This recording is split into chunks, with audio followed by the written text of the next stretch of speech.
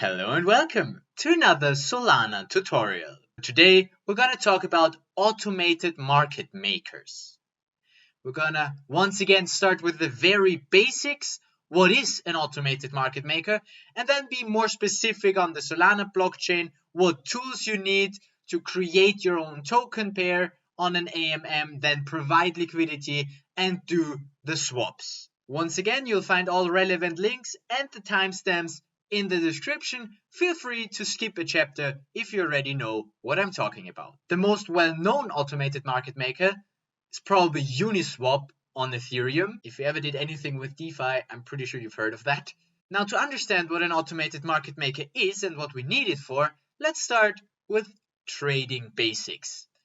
Assume there's one person who has token A, and then there's another person who has token B. And now those people want to trade. So this person wants that token and this person wants that token. Somehow they need to decide on a price. So one of them could say, hey, I make you an offer. I give you one of my tokens for 10 of yours. And then the other person can say, okay, I take your offer. Here are my 10 tokens. Give me one. And then they exchange tokens. Now in the real world, there are obviously going to be more than two people. So usually you create token pairs where one token is denominated in another token. And then the one direction is buying and the other direction is selling. And to keep track of all the offers of the market makers, there's usually an order book. And this works great for centralized exchanges because you have one place where you store the order book and everybody just references that. But for decentralized finance, that's a bit of a problem. In DeFi, there is no one place to go to.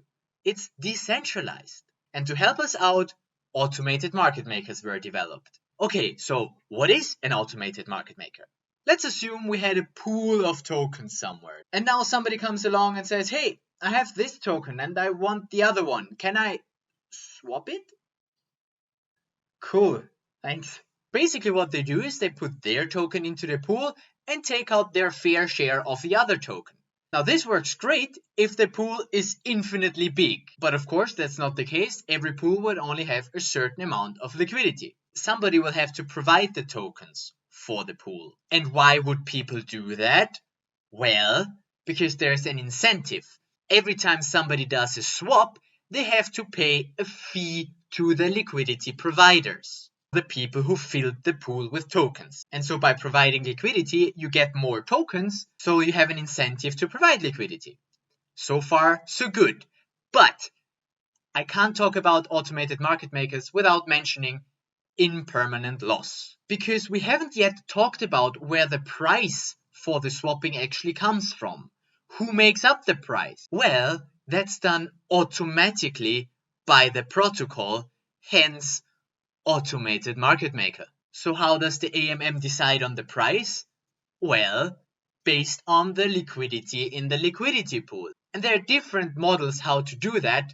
The simplest one, which is also used by Uniswap, is to have a liquidity pool where for each token pair, the value of both of the tokens needs to be equal. In other words, if the two tokens in our liquidity pool start out with, say, the same price, initially we'll have equal amounts of both of the tokens in the pool. And then let's say a lot of people just want to swap token B for token A. So they put in token B and they take out token A's. So now the amount of token B's is much higher in the pool, which means that the price of token B compared to token A will go down. So even though as a liquidity provider, you should theoretically not lose value because your share in the pool stays the same. But since the liquidity providers always provide the other side of the trade that people want to make, what can end up happening is that the liquidity providers end up with only holding a ton of the one token that the other people don't want, especially with tokens that don't have a lot of liquidity in the pool.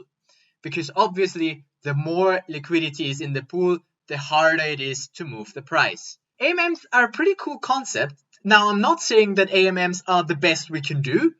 Obviously, even in decentralized finance, we can do better. Just look at Serum DEX. They've built an entire order book on chain, so it's fully decentralized. But this is outside of the scope of this video. Today, we just want to know how to use an AMM on Solana. Okay, now that we know what an automated market maker is, let's have a look at how this looks on Solana. Now, I haven't actually looked at this before, so I have as much of a plan as you do, but we're gonna learn together, and I think that's quite a valuable strategy to go by, because if I were to already know it all, then I would miss important stuff. So here we have a Git repo, not much of a readme, so let's just check it out. Clone, boom. Oyster-Swap is there. Oyster-Swap. Oyster-Swap. Public, and then we just click on this index. What could possibly go wrong? That's exactly what I want to see. What actually is in there? You need to enable JavaScript. But apparently I do, otherwise I would see this message. This is a template. If you open it directly in the browser, you will see an empty page. Check! We got that running! To begin the development, run npm start or yarn start. Okay, this already tells me what kind of project that is. Good to know, good to know. Downloading long-term support. And then, just in case you don't have npm, Node.js.org seems okay. Let's just run executables from the internet, because that's how we roll. Okay, fine then. We install Node. If we need it, we install it. Woohoo! Usually this script downloads third-party software. Python is not installed. You're not installed. Of course I have Python installed. Just not in the location where you would like to have it, apparently. But fine, let's install Python again a few times. Why not? I like my green and I like my blue. As long as it's not just a blue screen, I'm happy with my blue. Uh-oh. Don't like red. One failed. Indicate that a reboot is necessary. Well then, let's reboot. And we're back. And we seem to have npm installed. Yes. So let's go to git Oyster-Swap. And then we say npm start. Error. Craco is not recognized. What is this craco you're talking about? Alright. Documentation, installation, npm install craco. Fine, let's do that then. What could possibly go wrong if I just download stuff from the internet and install it? Be careful, kids, with what you download. Uh-oh. Well, vulnerabilities, eh? Let's ignore that safely and try the same thing again. Look, Craco can start now. I just allow access, because what could possibly go wrong? And then, so let's go to the localhost port 3000, because that's where npm wants to be, but nothing seems to be happening. Starting development server, you should do it regularly. How does that work that I copy something here? There we go. Half of this video is just gonna be installing stuff. Good that we can edit. Alright, so it updated some browser versions. Let's start again then. Boom!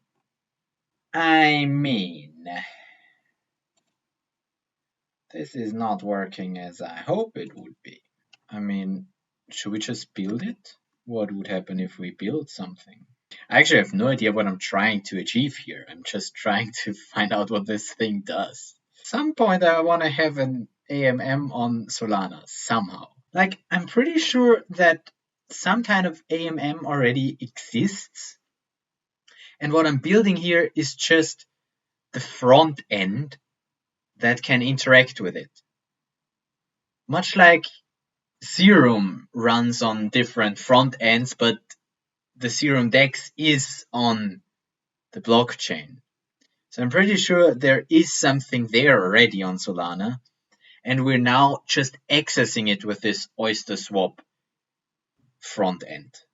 Although I have no idea because I'm just playing around here. with tools I've never played around with before. Basically, what we're now trying to do is host the application, right? So we are hosting the Oyster-Swap, but the real stuff that is happening on the blockchain. So this is just the front end that we're trying to build here. Maybe before we build it, we want to set those things. We want to set the fee address. We want to, if somebody pays fees on there, for them to go to my address. So let's build it again by setting the correct environment variables. So set, for some reason, lists environment variables. And I can then actually set with set x.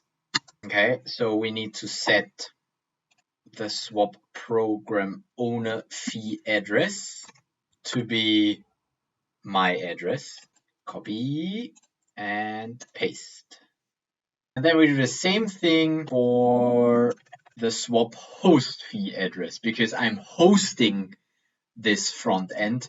So I also want the fees that are associated with that to go on my address. Real quick, I found out later that the way I did it was not correct. You actually need to set it like this. Set, and then what you want to set, and then what you want to set it to, because then it's actually properly set as an environmental variable and also used.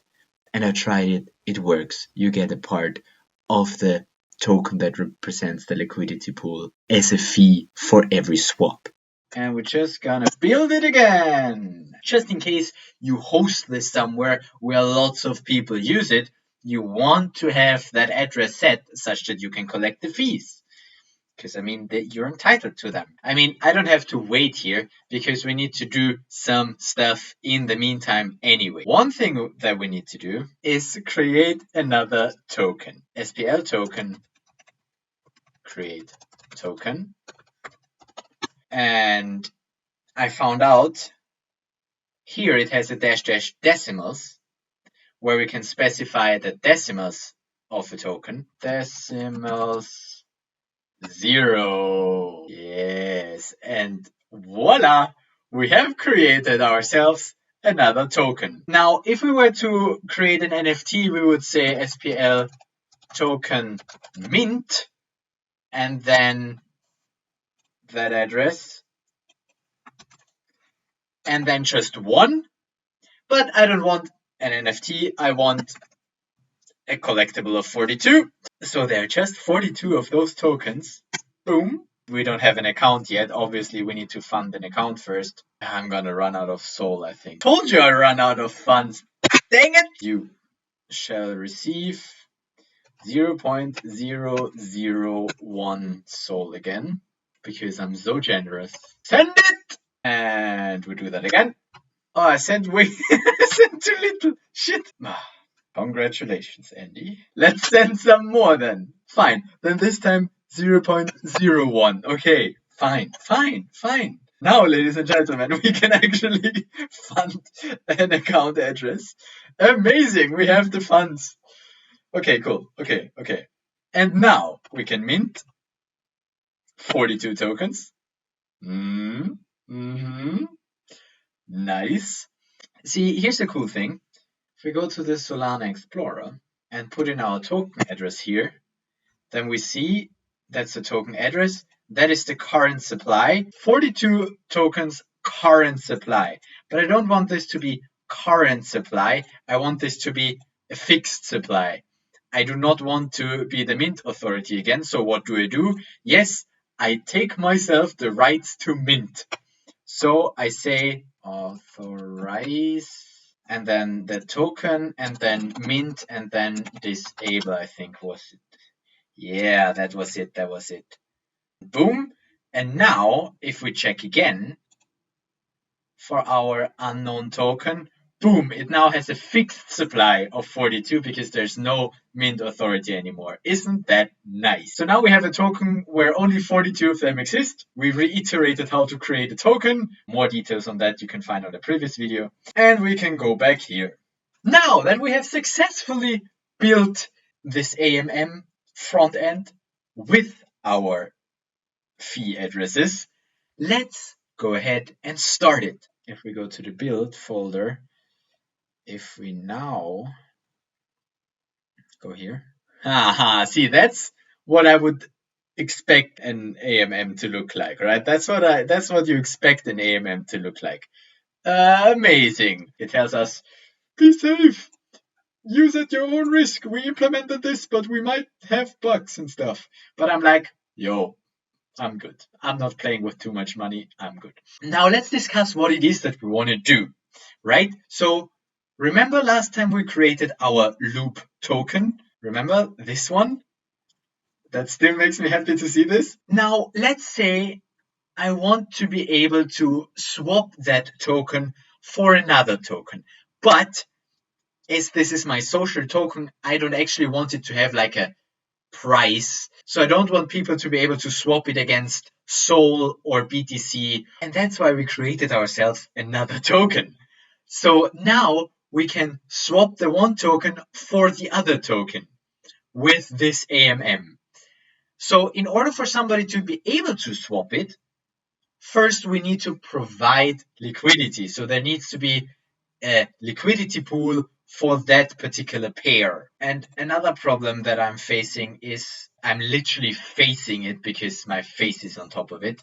Whoop, problem solved. That is the problem of my face. We are on the mainnet, the Solana mainnet, that's good, but it doesn't allow our Phantom wallet. We can only use the Solid or a Solflare or a mathwallet.org, which is inconvenient, but well, let's just create another wallet on Solid. Create wallet, wallet created.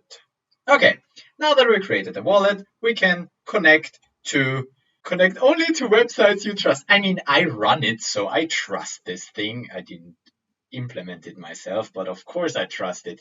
Besides, we don't have anything in our Solid wallet anyway, so speaking of, we might want to have something in our Solid wallet. If we go to solid.io now, pump in our password once again. This is our address. Copy that. And then we go to our other wallet and be so kind as to also send a little bit of Sol to that poor other guy. Feeling so generous today. Boom. Send it. And immediately we will see it is already here. I love this. I love how fast this is. Okay, cool. And then we're also generous.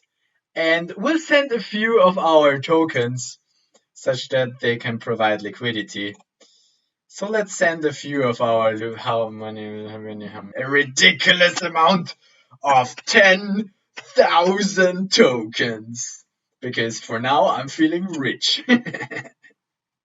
Send it! Yes. And the Phantom wallet automatically funds the account of the other wallet. Cool. A quick refresh.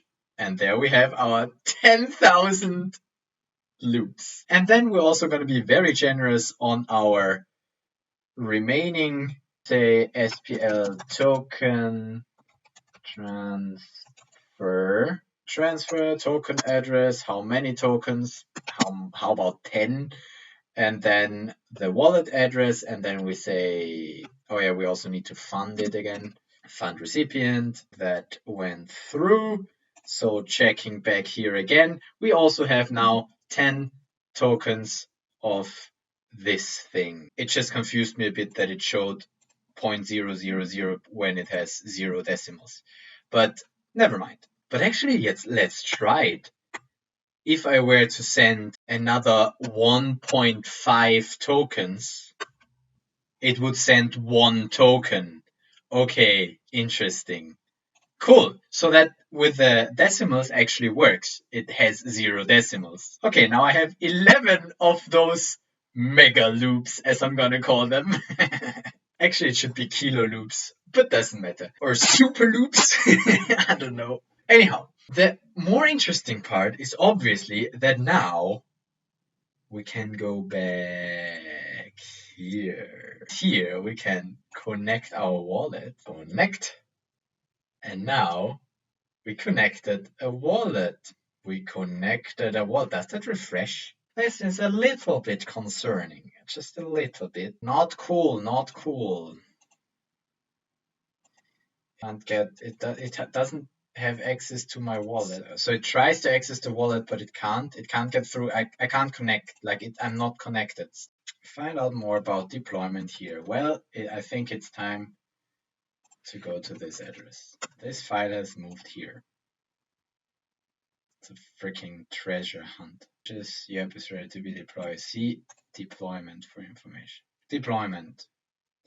Build creates a build so that a visitor to your site is served the index. Okay, so I need to have an HTTP server running that serves this, not just open this. Okay, well then let's do it.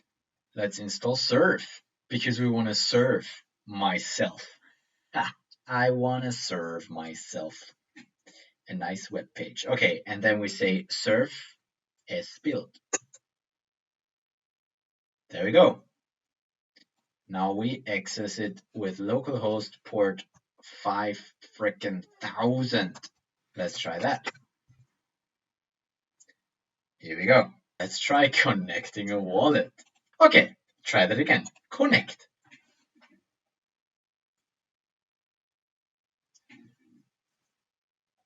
Got a wallet connected. Got a wallet connected. Look at it. We got some Sol and we got the wallet address here. That's how it works. That's how it works. You need to have it served by a server. Now, what can we do here? What can we do? We could theoretically swap some Sol for BTC. Yeah, I would get 0 BTC because that makes sense. How about a cheaper coin? Yeah, I could do that.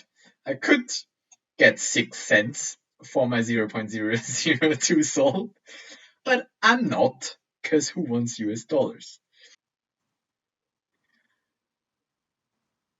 But that's cool. It sees the tokens that I have in my wallet, and the G67 seems to be my token that I just created because I have 11 of balance. Let's see if I also find my loop. Maybe that's that one. That must be that one then. It's not called loop as I would like it to be, but not everybody queries that Solana token list, right? So, are you thinking what I'm thinking? The more liquidity I provide, the more stable the price is going to be for people if they trade. So 9,000 is always a good number. I don't know. And then, I don't know, 9, such that it's 1K per. Give me a second. I'm trying to figure stuff out here. Let's go back to a previous example, Sol and USDC, for instance. There, the pool balance, look, there the pool balance is already given, right? So if I were to provide 1 USDC, then I would have to provide 0.003 Sol. If I were to provide 1 Sol, that would be 34 USDC, because that needs to be equal. That's how the basic AMM works, right? You need to provide both equal parts. So when I first provide liquidity, 9,000, then it doesn't say how much here. So basically I set the price basically by my providing liquidity. Is my thinking correct here? Do you get what I'm saying? So let's say I were to provide liquidity. I were to create this liquidity pool. Let's just try. And we approve this. Creating new pool. Burning all my tokens. Accounts created. Adding liquidity. Half of my Sol is gone. It's jumping around because it's crazy. Yeah, it's making a party here. Party, party, party, party, party with me.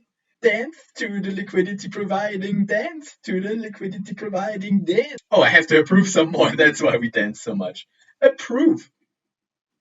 Approve. Oh no, my Sol is going. Woo! Pool funded. Happy trading!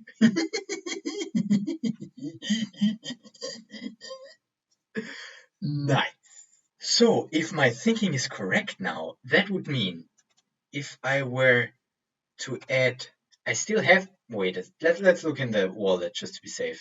I only have 1,000 tokens left, and the rest has become those tokens, which basically represent that I hold liquidity in a certain pool. You know what? Should we just refresh this real quick, just so we have an updated state?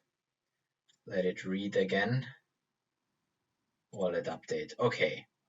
Now, if we go here, provide liquidity for this pair. Look, there's the pair. There's the pair. Oh, no, no, no, no. No, but that would create another pair. No, because that's the token that I now hold that says that I have liquidity provided in there. So let's not select that. Let's obviously select the real tokens again. And here we see, boom, it's 9,000 to 9. And now, yeah.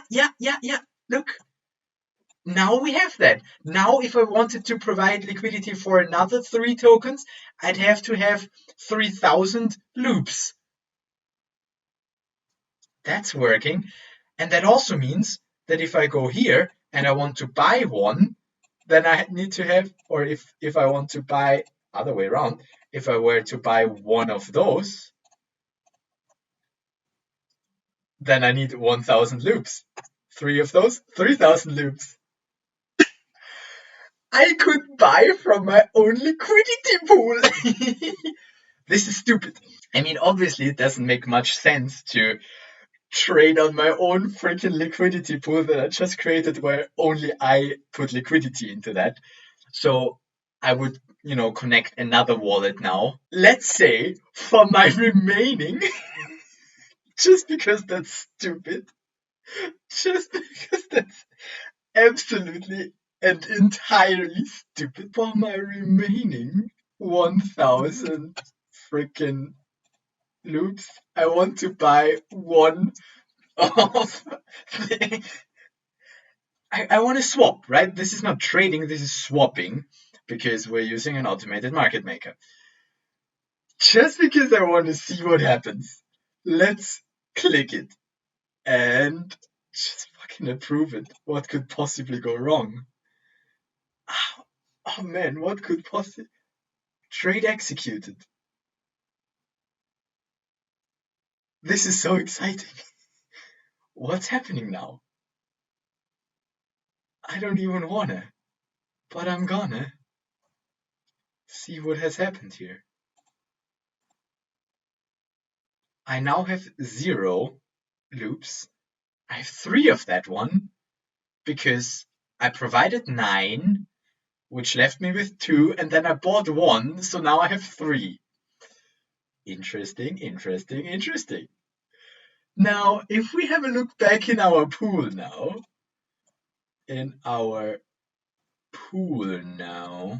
where I cannot select the token anymore because it's not here. No. But if I don't have any, how do I select it? How do I select it if I don't have any loops anymore? There's only one way to go about this. So, ladies and gentlemen, don't ever provide all your liquidity because you won't be able to select the token anymore if you don't hold it. But that's just the front end that has this problem. This is just as a developer, I could of course fix this and always have my token be displayed here. But since I can't be bothered, we're going to go with the easy option and just send myself another loop. Just, one beat, which is a quarter of a loop. I'm having fun sending tokens around. It's just, now we have some loop in here again, which means that hopefully if I refresh this, we'll find my token again. This is so stupid, but yeah, I mean, it's just whatever. It is as it is.